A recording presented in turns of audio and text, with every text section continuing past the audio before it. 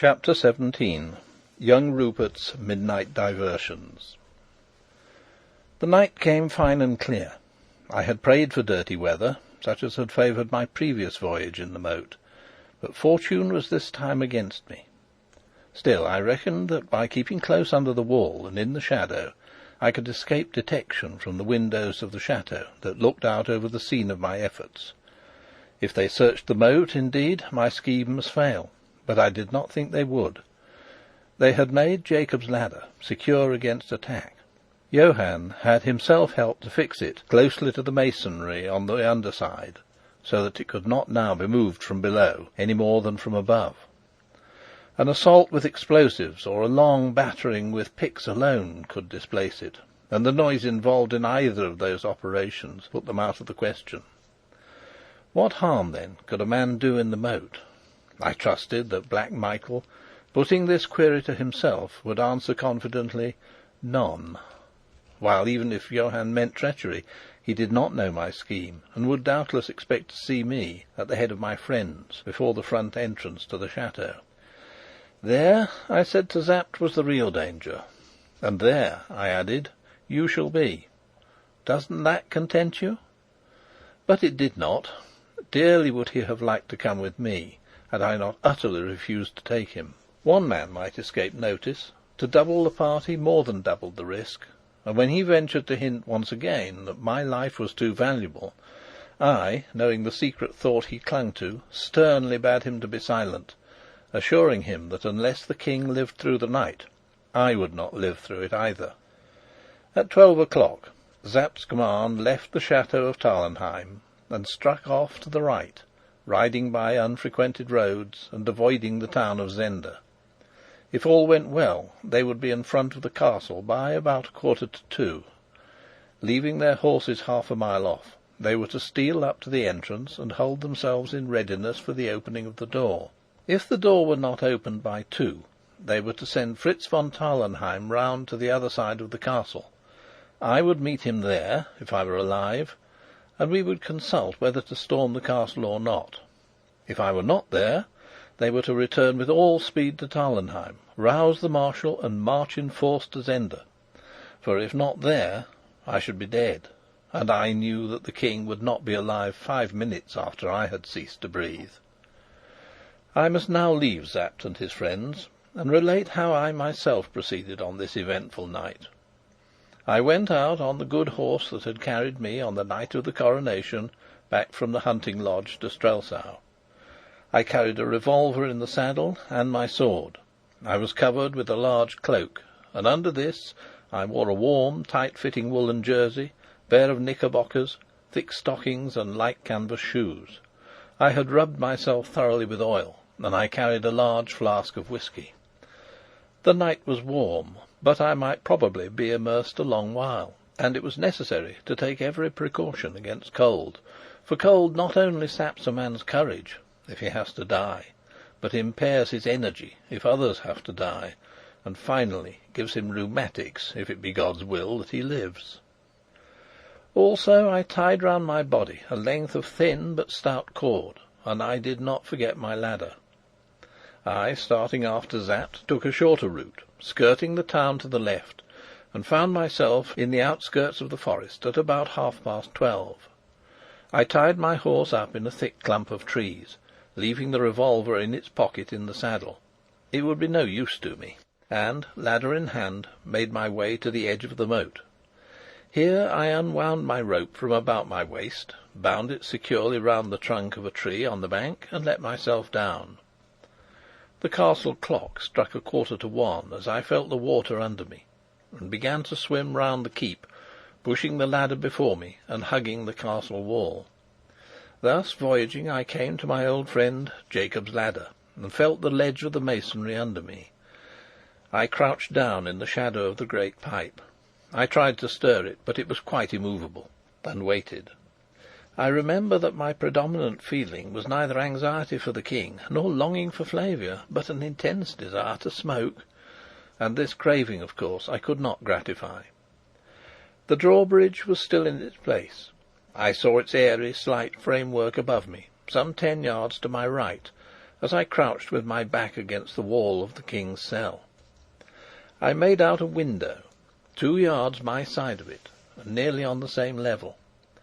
That, if Johann spoke true, must belong to the Duke's apartments, and on the other side, in about the same relative position, must be Madame de Mauban's window. Women are careless, forgetful creatures. I prayed that she might not forget that she was to be the victim of a brutal attempt at 2 o'clock precisely. I was rather amused at the part I had assigned to my young friend Rupert Hentzau, but I owed him a stroke, for even as I sat, my shoulder ached where he had, with an audacity that seemed half to hide his treachery, struck at me, in the sight of all my friends on the terrace at Tarlenheim. Suddenly the Duke's window grew bright. The shutters were not closed, and the interior became partially visible to me, as I cautiously raised myself till I stood on tiptoe. Thus placed, my range of sight embraced a yard or more inside the window, while the radius of light did not reach me. The window was flung open, and some one looked out. I marked Antoinette de Mauban's graceful figure, and though her face was in shadow, the fine outline of her head was revealed against the light behind. I longed to cry softly, "Remember!" but I dared not, and happily, for a moment later, a man came up and stood by her. He tried to put his arm round her waist, but with a swift motion she sprang away and leant against the shutter, her profile toward me.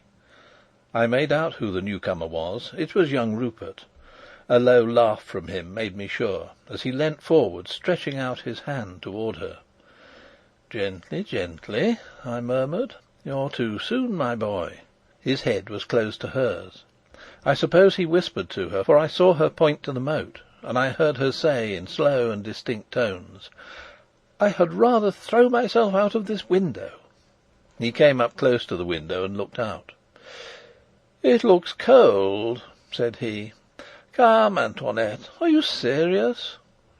She made no answer as far as I heard, and he, smiting his hand petulantly on the window sill, went on in the voice of some spoilt child: "Hang Black Michael! Isn't the Princess enough for him? Is he to have everything? What the devil do you see in Black Michael?" "If I told him what you say," she began. "Well, tell him," said Rupert carelessly, and catching her off her guard, he sprang forward and kissed her, laughing and crying, "There's something to tell him!" If I had kept my revolver with me, I should have been very sorely tempted. Being spared the temptation, I merely added this new score to his account. "Though, faith," said Rupert, "it's little he cares. He's mad about the Princess, you know. He talks of nothing but cutting the play actor's throat." "Didn't he, indeed?" "And if I do it for him, what do you think he's promised me?" The unhappy woman raised her hands above her head, in prayer or in despair. "But I detest waiting," said Rupert, and I saw that he was about to lay his hand on her again, when there was the noise of a door in the room opening, and a harsh voice cried, "What are you doing here, sir?" Rupert turned his back to the window, bowed low, and said in his loud, merry tones, "Apologizing for your absence, sir. Could I leave the lady alone?" The newcomer must be Black Michael. I saw him directly as he advanced towards the window. He caught young Rupert by the arm. "The moat would hold more than the King," said he, with a significant gesture. "Does your Highness threaten me?" asked Rupert. "A threat is more warning than most men get from me." "Yet," observed Rupert, "Rudolf Rassendyll has been much threatened, and yet lives." "Am I in fault because my servants bungle?" asked Michael scornfully. "Your Highness has run no risk of bungling," sneered Rupert. It was telling the Duke that he shirked danger as plain as ever I have heard a man told. Black Michael had self-control. I dare say he scowled. It was a great regret to me that I could not see their faces better. But his voice was even and calm as he answered: "Enough, enough. We mustn't quarrel, Rupert. Are Detchard and Bersonin at their posts?" "They are, sir." "I need you no more." "Nay, I am not oppressed with fatigue," said Rupert. "Pray, sir, leave us," said Michael, more impatiently. "In 10 minutes the drawbridge will be drawn back, and I presume you have no wish to swim to your bed." Rupert's figure disappeared. I heard the door open and shut again. Michael and Antoinette de Mauban were left together. To my chagrin, the Duke laid his hand on the window and closed it. He stood talking to Antoinette for a moment or two. She shook her head, and he turned impatiently away. She left the window. The door sounded again, and Black Michael closed the shutters. "Decoy, men!" sounded from the drawbridge. "Unless you want a bath before your bed, come along." It was Rupert's voice, coming from the end of the drawbridge. A moment later he and de Gautet stepped out on the bridge. Rupert's arm was through de Gautet's, and in the middle of the bridge he detained his companion and leant over. I dropped behind the shelter of Jacob's ladder. Then Master Rupert had a little sport. He took from de Gautet a bottle which he carried and put it to his lips. "Hardly a drop," he cried discontentedly, and flung it in the moat. It fell, as I judged from the sound and the circles on the water, within a yard of the pipe, and Rupert, taking out his revolver, began to shoot at it. The first 2 shots missed the bottle, but hit the pipe. The third shattered the bottle. I hoped that the young ruffian would be content, but he emptied the other barrels at the pipe, and one, skimming over the pipe, whistled through my hair as I crouched on the other side. "Where bridge?" a voice cried, to my relief. Rupert and de Gautet cried, "A moment!" and ran across. The bridge was drawn back, and all became still. The clock struck 1:15. I rose and stretched myself and yawned. I think some 10 minutes had passed when I heard a slight noise to my right. I peered over the pipe and saw a dark figure standing in the gateway that led to the bridge. It was a man. By the careless, graceful poise, I guessed it to be Rupert again.